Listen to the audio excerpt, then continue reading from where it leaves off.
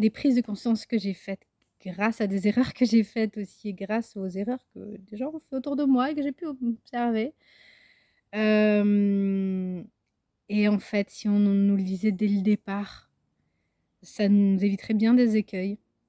Hem, donc le sujet, sans plus attendre, c'est la souveraineté. Heu, retrouver ma propre souveraineté. Pourquoi c'est si essentiel? C'est parce que si, je ne suis pas souveraine, pleinement de ma vie, eh bien, ça laisse la porte à ce qu'on à ce que au à toutes les prises de pouvoir, en fait. Et ça, c'est ça nous expose à certains dangers. On verra, à la fin de la vidéo tous les dangers, dont je parle. Mais avant ça, revenons, au départ déjà. Qu'est-ce que la souveraineté? Tout simplement, alors c'est pas forcément être moi dans la maîtrise de ma vie, comme me sentir maître. C'est plutôt cette part-là, donc pas ma personnalité, mais quelque chose de plus profond, plus intérieur, mon âme éternelle. Au-delà de tout dogme, hein, on peut le sentir à l'intérieur de soi si on fait pause, si, le mental fait un peu de silence et tout ça, on va sentir à l'intérieur de nous une chose qui vibre et une lumière. Donc ça, c'est notre âme. Et notre âme, notre, notre je suis, on va dire. Et c'est cette part-là de nous, eh bien, c'est important qu'elle règne dans notre vie. Donc, la vie, c'est un jeu. Donc, on va prendre comme métaphore, pour un peu exprimer ce que je vais dire, les jeux vidéo. Mettons que vous faites dans un jeu vidéo, vous allez, vous voyez donc vous avez un avatar, un personnage, et celui-ci va explorer la réalité de ce jeu vidéo. À mesure qu'il explore, au départ, tout le plateau de jeu, tout le monde est grisé, n'existe pas. Et c'est son exploration qui va faire grandir la réalité, ok? Qui va faire grandir son monde. Nous, c'est exactement pareil. En fait, notre réalité n'est pas la même pour tout le monde. Et plus on explore des pans de la réalité, plus notre monde grandit. Alors, explorer dans des expériences, on va dire, plus habituelles, humaines, dans le monde physique. Et puis aussi, on peut explorer dans des mondes, dans des perceptions énergétiques, etc. Beaucoup de gens de nos jours vont aller vers l'exploration des mondes énergétiques et confondent ça avec la spiritualité. Ce qu'il faut comprendre, c'est que, en fait, il y a vraiment 3 niveaux. Il y a le monde physique, le monde énergétique et le monde de l'esprit. Le monde physique, bon, bah, c'est ce qui est palpable, voilà, ce qui a une forme dans la matière.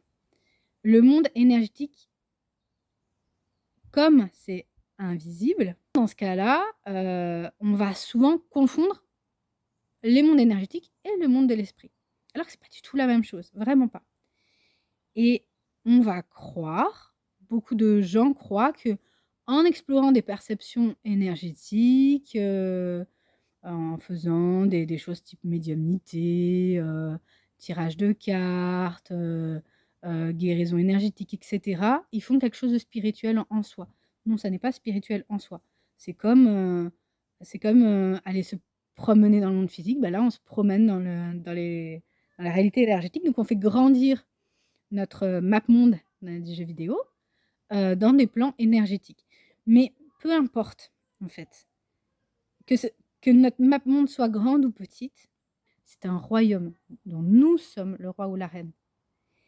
Et tant qu'on ne siège pas sur notre trône intérieur de cette réalité, tant qu'on se fait happer de ci, de là, et qu'on perd notre souveraineté, notre royaume va être la proie de tout un tas de jeux de pouvoir. Et donc c'est là où les dangers et les écueils arrivent. En fait, à chaque fois que j'ouvre ma réalité par des explorations des plans énergétiques ou même des plans physiques, à chaque fois, il est nécessaire qu'il y ait une qualité de présence de mon je suis divin éternel, de l'esprit. Spirit, pas mind, hein, vraiment spirit. Donc des plans de l'esprit qui viennent pénétrer cette réalité nouvellement acquise, on va dire, nouvellement révélée plutôt peut-être. Et en la pénétrant, ça va en devenir le souverain. Voilà. C'est vraiment nécessaire parce que si ça n'est pas le cas, en fait, notre monde grandit,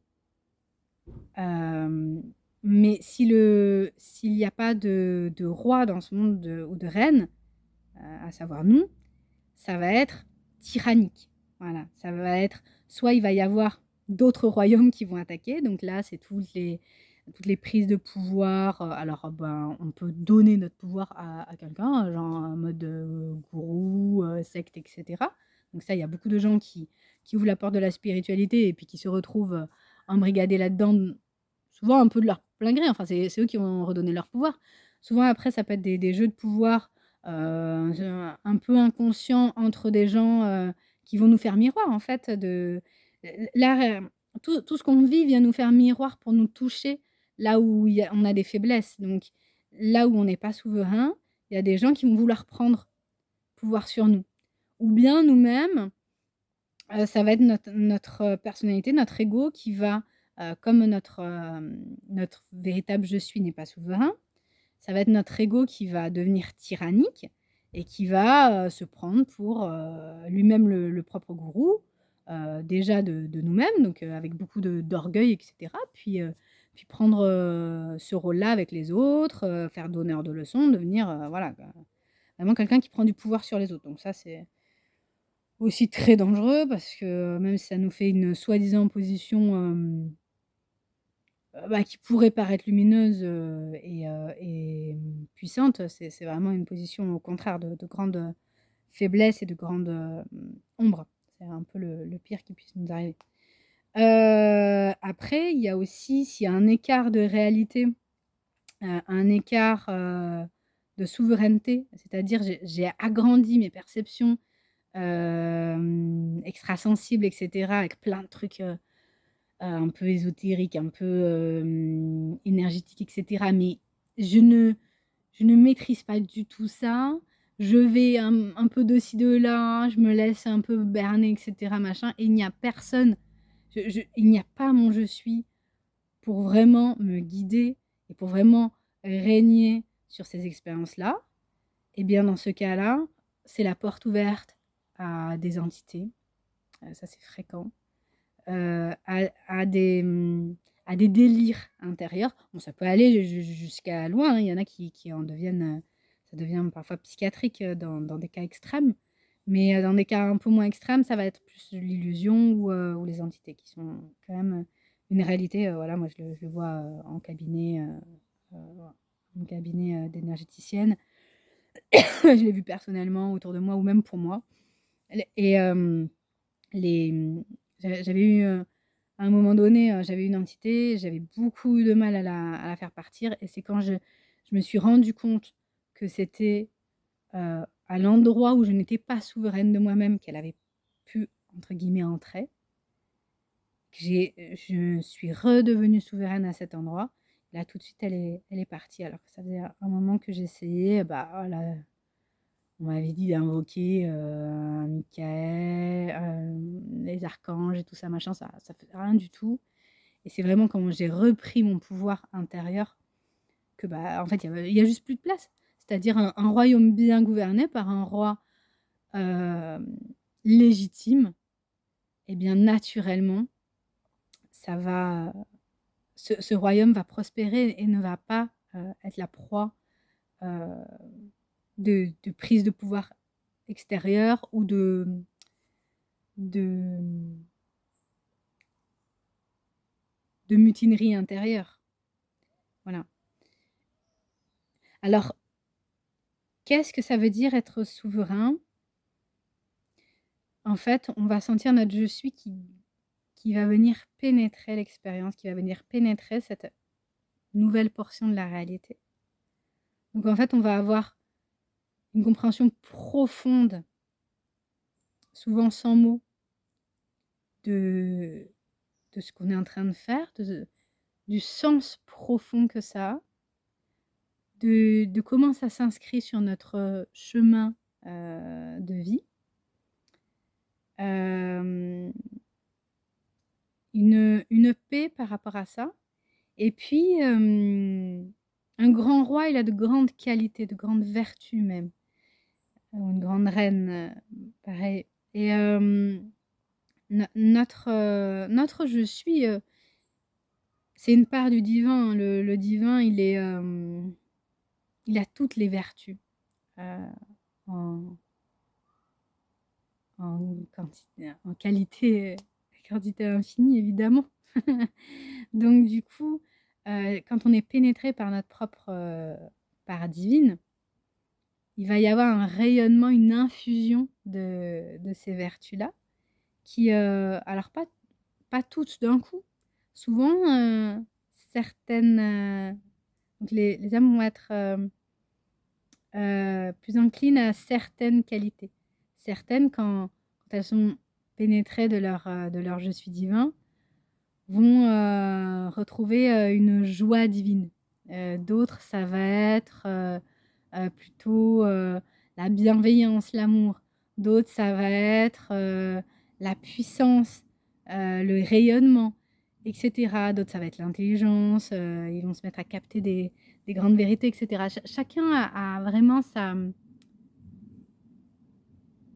C'est comme si c'était un divin unique au monde.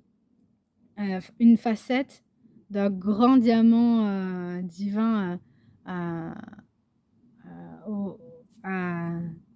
une quantité infinie de facettes qui rayonnent et qui diffractent la lumière de manière unique au monde. Donc voilà, pour résumer, dans notre immense liberté, nous pouvons aller explorer toutes les parts de la réalité. Un peu comme je reviens aux jeux vidéo, souvent le concepteur du jeu vidéo, il a idée que vous alliez à un certain endroit pour continuer le jeu, pour aller ouvrir les autres niveaux, etc.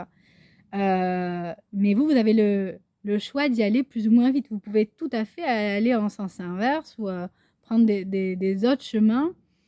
Et c'est vraiment votre liberté. Et la vie avec le libre arbitre, qui est l'un des paradigmes de ce monde, eh bien, elle contient cette possibilité-là. Donc vous pouvez vraiment aller explorer le monde dans tous ses aspects, même les mondes dans tous ses aspects.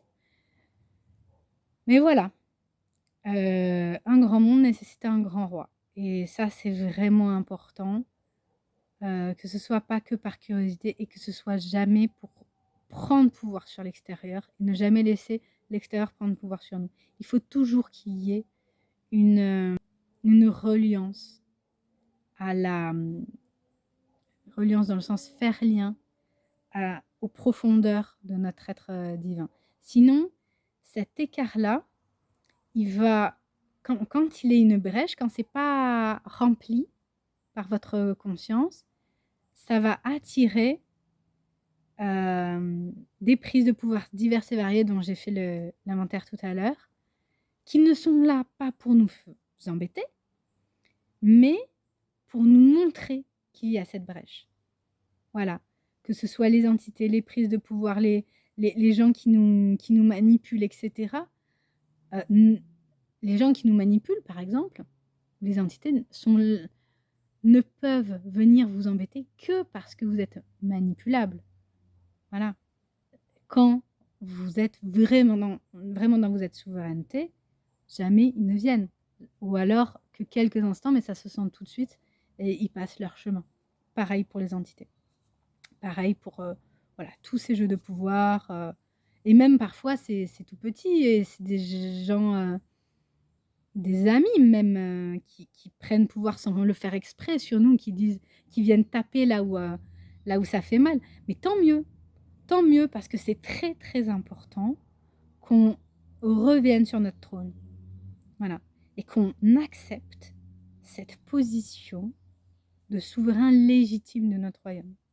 C'est hyper important qu'on retourne sur notre trône. Voilà, j'espère que cette vidéo vous inspirera, vous aidera et vous donnera des clés pour avancer sur votre chemin dans la plus grande liberté, dans la plus grande, dans la jouissance même de votre liberté, et aussi dans cette responsabilité qui est la deuxième face de cette liberté, dans la responsabilité magnifique que c'est que d'être quelqu'un en fait. Être quelqu'un, c'est être un monde. Et on est tous des mondes. Et ces mondes, ils ont besoin d'un centre. Et ce centre, c'est votre jeu divin. Voilà. Je vous dis à bientôt pour de nouvelles aventures. Au revoir.